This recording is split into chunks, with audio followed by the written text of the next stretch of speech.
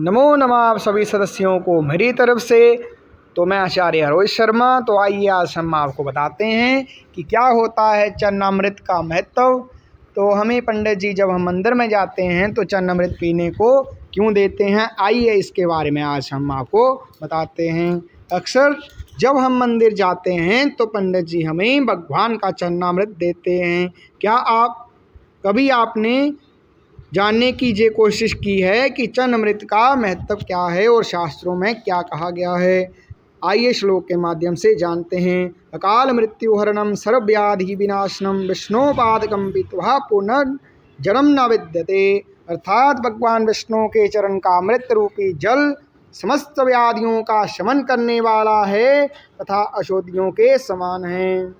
जो चरणामृत पीता है उसका पुनः जन्म नहीं होता। जल तब तक जल ही रहता है जब तक वो भगवान के चरणों से नहीं लगता। जैसे ही भगवान के चरणों से लग जाता है तो वो अमृत रूप हो जाता है, तो उसका चरणामृत बन जाता है। चरणामृत के संबंधित एक पौराणिक गाथा काफ़ी प्रसिद्ध है जो हमें श्री कृष्ण एवं राधा जी के अटूट प्रेम की याद दिलाती है। कहते हैं कि एक बार नंद बाबा काफ़ी बीमार पड़ गए। कोई भी दवा या जड़ी बूटी उन पर कोई असर नहीं कर रही थी। तभी श्री कृष्ण ने स्वयं ही गोपियों से एक ऐसा उपाय करने को कहा जिसे सुन गोपियाँ दुविधा में पड़ गई। श्री कृष्ण हुए बीमार। दरअसल श्री कृष्ण ने गोपियों से उन्हें चरणामृत पिलाने को कहा।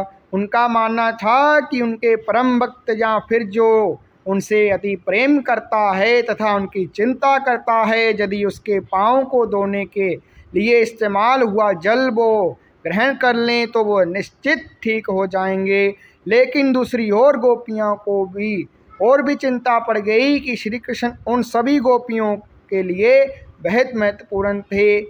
वह सभी उनकी परम भक्त थी, लेकिन उन्हें इस उपाय के निष्फल होने की चिंता सता रही थी।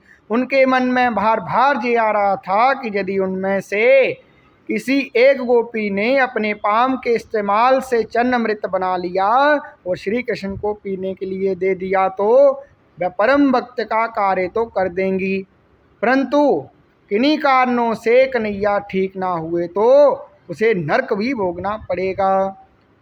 अब सब गोपियां व्याकुल होकर श्री कृष्ण की ओर ताक रही थी और किसी अन्य उपाय के बारे में सोच रही थी कि वहाँ श्री कृष्ण की प्रिय राधा आ गई। अपने कृष्ण को इस हालत में देख के राधा ने तो जैसे प्राण ही निकल गए।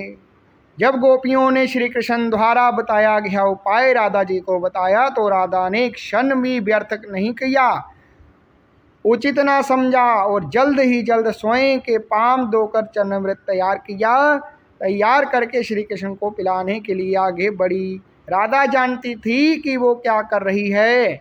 जो बात अन्य गोपियों के लिए भय का कारण थी, ठीक वही राधा को भी मन में था कि लेकिन श्री कृष्ण को वापस स्वस्थ करने के लिए वह नरक में चले जाने के लिए भी तैयार हो गई थी। आखिरकार कन्हैया ने चरणामृत ग्रहण किया और देखते ही देखते वह ठीक हो गए। बोलिए कृष्ण भगवान की जय। क्योंकि वह राधा ही थी जिनके प्यार एवं सच्ची निष्ठा से कृष्ण जी तुरंत स्वस्थ हो गए। अपने कृष्ण को निरोगी देखने के लिए राधा ने एक बार भी स्वयं के विषय में चिंता नहीं की और वही किया जो उनका धर्म था।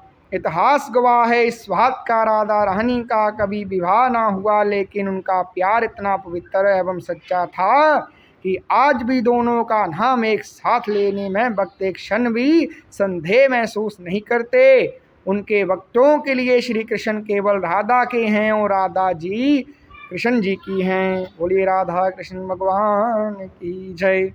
राधा कृष्ण की इस कहानी से चरणामृत को एक ऐतिहासिक पहलू तो दिया, लेकिन आज भी चरणामृत को प्रभु का प्रसाद मानकर भक्तों में बांटा जाता है।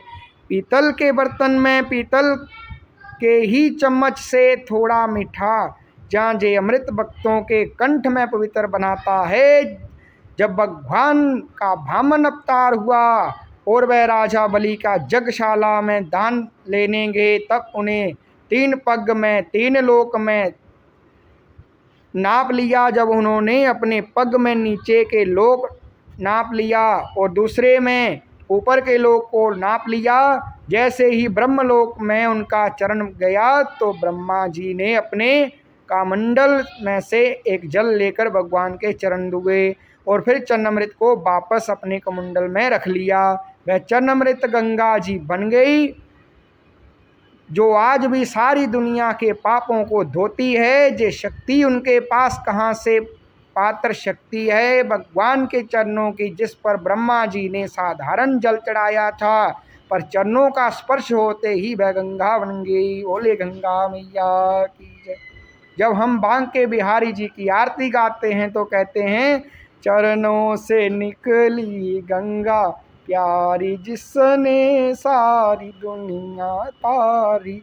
चरणों से निकली गंगा प्यारी, जिसने सारी दुनिया तारी।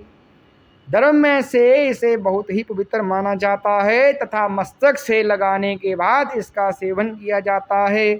चरणामृत का सेवन अमृत के समान माना गया है। कहते हैं कि भगवान श्री राम जी के चरण धोकर ऐसे चरणामृत के रूप में स्वीकार कर केवल स्वयं वह वादा से पार हो गया, बल्कि उसने अपने पूर्वजों को भी तार दिया। बोलिए रामचंद्र भगवान की जय।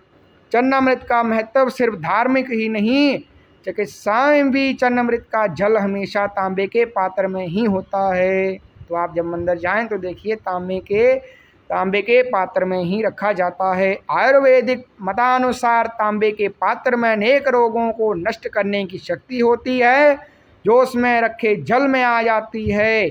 उस जल का सेवन करने से शरीर में रोगों से लड़ने की क्षमता पैदा हो जाती है तथा रोग